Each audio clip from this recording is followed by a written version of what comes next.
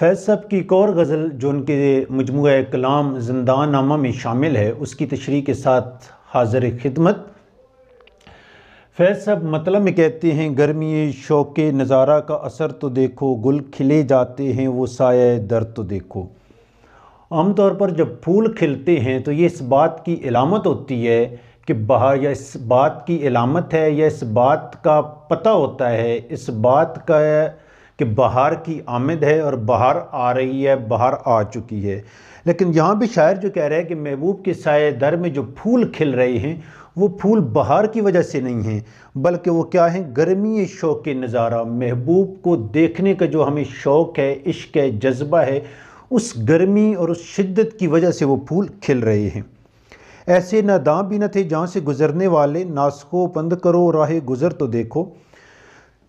شاعر ناسخ نصیحتیں کرنے والے، وہ جو تحریک انقلاب کے علمبرداروں کو اس تحریک سے وابستگی سے روک رہے تھے، انہیں شاعر ناداں تعبیر کر رہا ہے۔ انہیں شاعر کہتا ہے کہ یہ جو اس تحریک میں جنہوں نے جانیں دیں، قربانیاں دیں، اپنی زندگیاں وقف کی ہیں، یہ کوئی نادان نہیں تھے، پاگل نہیں تھے، مجنون نہیں تھے، مجذوب نہیں تھے، بلکہ ان کے سامنے زندگی کا کوئی مقصد تھا، جس مقصد کے تحت انہوں نے اپنی زندگیاں اس کے لیے وقف کی ہیں۔ وہ تو وہ ہے تمہیں ہو جائے گی الفت مجھ سے ایک نظر، تم میرا محبوب نظر تو دیکھو۔ شاعر کہتا ہے کہ جس سے میں نے عشق کیا، جس سے میں نے محبت کی، جس سے میں نے اپنی محبت اور الفت کے پیمان باندھے ہیں، جس کے حسن سے، جس کی نظر سے، جس کی زلفوں سے، چہرے سے میں نے پیار کیا، کہتے اسے چھوڑو، وہ تو وہ ہے۔ تم لوگوں کو جو تنقید کر رہے ہو، مجھ سے پیار ہو جائے گا اگر ایک نظر جو ہے وہ کیا کرو، ایک نظر تم میرا محبوب نظر تو دیکھو، میری اس سوچ، میرا محبوب نظر مطلب میری زبان سے اس کی ذرا خد و خال تو دیکھو، سنو، تو تمہیں جو ہے اسے چھوڑ کے مجھ سے بھی عشق ہو جائے گا۔ جیسے فیض صاحب کے وہ ہے نا کہ انہیں ایک دوشیزہ سے عشق ہوا، اظہار نہ کر پائے، چونکہ یہ فیض صاحب شرمیلے بہت زیادہ تھے اور خاموش طبع تھے۔ ان کے بارے میں کہا جاتا ہے، فیض صاحب کے بارے میں، کہ وہ پوری شام ایک لفظ کہے بغیر گزار سکتے تھے۔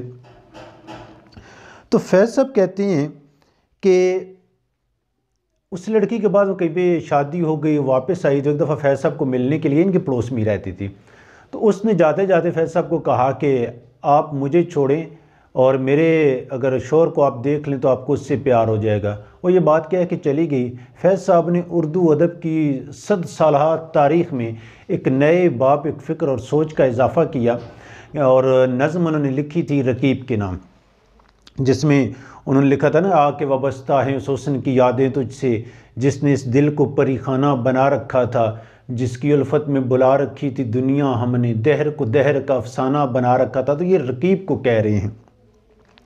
تو یہاں پہ بھی شاعر وہی بات کرتا ہے۔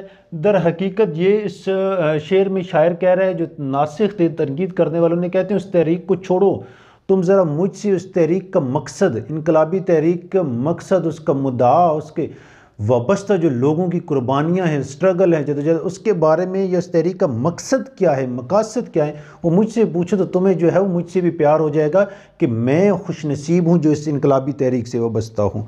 وہ جو اب چاک گریباں بھی نہیں کرتے ہیں، دیکھنے والوں کبھی ان کا جگر تو دیکھو۔ مراد کیا ہے؟ شاعر کہتے ہیں، تنقید کرنے والے یہ کہتے ہیں کہ اب عشق میں وہ گرمی نہیں رہی، کیونکہ لوگوں کے اب گریبان چاک چاک پھٹے ہوئے نظر نہیں آتے ہیں۔ شاعر کہتے ہیں یہ تو ہے پہلی سٹیج، اگلی سٹیج کیا ہے؟ جگر رفو کرنا، جگر چاک کرنا۔ شاعر کہتا ہے اس تحریک سے وابستہ لوگوں کا بھی جگر دیکھو، وہ بھی جو ہے وہ پھٹ چکے ہیں، جگر چاک ہو چکے ہیں۔ کس وجہ سے؟ اس تحریک کو انہوں نے اپنا زندگی کا مقصد بنا لیا، اس کے لیے قربانیاں دے رہے ہیں، اس مقصد کے لیے وہ مر رہے ہیں، اس مقصد کے لیے اپنی ہزاروں سینکڑوں انفرادی خواہشات کو دفن کر رہے ہیں، اور انفرادی خواہشات کو اجتماعی خواہشات یا اجتماعی کامیابیوں کے لیے، اجتماعی مسرتوں کے لیے قربان کر رہے ہیں۔ دامن درد کو گلزار بنا رکھا ہے، اور ایک دن دل پرخوں کا ہنر تو دیکھو۔ ہر شخص کی خواہش یہ ہوتی ہے کہ دامن پھولوں سے بھرا ہو، اگر وہ دامن ہوس کے بجائے درد دل کا ہو، دامن درد ہو۔ دامن درد سے مراد یہ ہے کہ اپنی ذات کے خول سے نکل کر دوسروں کے درد کو، ان کے دکھوں کو، ان کی غموں کو اپنانا، ان کے لیے اپنی راتوں کی نیندیں حرام کرنا، یہ کیا ہوتا ہے؟ دامن درد دل۔ اور اس دامن درد دل کی بدولت کیا کرنا پڑتا ہے؟ اپنے جگر کا خون کرنا پڑتا ہے۔ یہ ایک ہنر ہے، شاعر اسے کہتا ہے۔ ہنر کیوں ہے؟ کہ انسان اپنی ذات کے خول سے باہر نکل کے سوچتا ہے۔ صبح کی طرح چمکتا ہے شب غم کا افق، فیض تابندگی دیدہ تر تو دیکھو۔ شاعر کہتا ہے کہ جب افق پہ رات پھیلی ہو تو اس رات کا جو سویرا ہوتا ہے وہ صبح سورج طلوع ہونے سے ختم ہوتی ہے تاریکی۔ لیکن شاعر کہتا ہے جب غم کی رات ہوگی، غم کی رات کا جو سویرا ہے وہ اس غم کی رات کو ختم کرنے والے انسانوں کے آنسوؤں کی کرشمہ سازی کی بدولت ہی ممکن ہے۔ کیونکہ غم کی رات اور ویسے جو تاریکی پھیلی ہے اس رات میں فرق ہے۔ وہ رات صبح کے سورج کے طلوع ہونے سے ہوتی ہے، اور یہ رات جو ہے غم کی رات کا اختتام انقلابی تحریک سے وابستہ لوگوں کے آنسوؤں کی کرشمہ سازی کی بدولت ممکن ہوتی ہے۔